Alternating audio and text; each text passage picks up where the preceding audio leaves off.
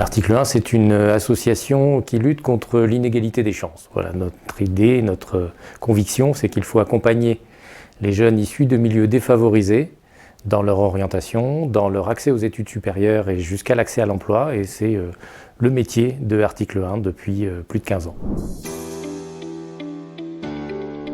Nous sommes très heureux d'être partenaires du lancement de Mixity Campus parce que Mixity Campus répond à un vieux rêve finalement que nous avons. Nous pensons et nous savons qu'il faut absolument mobiliser les établissements d'enseignement supérieur, les grandes écoles, les lycées, les universités, pour faire en sorte qu'il y ait plus de diversité sociale, qu'il y ait plus d'inclusion à l'intérieur de ces écoles. C'est indispensable et depuis que nous avons, avec beaucoup d'autres, travaillé sur ces sujets, il nous manque des outils pour essayer de voir, de savoir, de mesurer quelle est vraiment la perception et quel est vraiment le niveau d'action des écoles qui sont engagées sur ce sujet.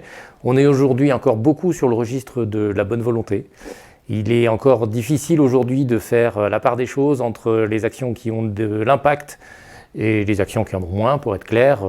Nous avons besoin de ces outils et ils sont vraiment bienvenus et on est très heureux que l'expertise de Mixity, après avoir travaillé avec les entreprises, soit maintenant proposée à ces établissements d'enseignement supérieur.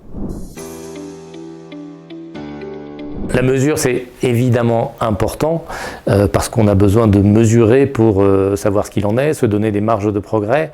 Aujourd'hui, les établissements d'enseignement supérieur qui veulent faire des choses se posent vraiment la question de savoir comment mesurer leur action, comment les jeunes qui réfléchissent à leur avenir peuvent être conscients que les établissements d'enseignement supérieur sont désireux de les accueillir, comment accueillir ces jeunes une fois qu'ils sont dans les établissements, et comment les suivre et comment leur proposer un accompagnement et puis évidemment quelles sont leurs perspectives d'accès à l'emploi au bout de la chaîne.